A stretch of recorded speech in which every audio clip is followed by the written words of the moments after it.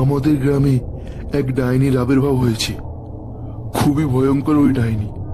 এক এক করে সে সবাইকে তার গোলাম বানিয়ে নিচ্ছে, আর যে যাচ্ছে সে আর ফিরছে না।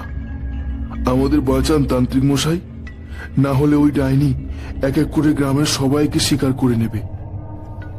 সমস্ত ঘটনা শোনার পর তান্ত্রিক বলল, ঠিক আছে, তোমরা এখন যাও, ওই ডাইনিকে আমি দেখে নিচ্ছি। আমিও দেখতে চাই ওই ডাইনির কত ক্ষমতা। তারপর গ্রামের সবাই যে যার বাড়ি ফিরে গেল। সন্ধ্যা হতেই তান্ত্রিক ওই ডাইনির খোঁজে বেরিয়ে পড়ল।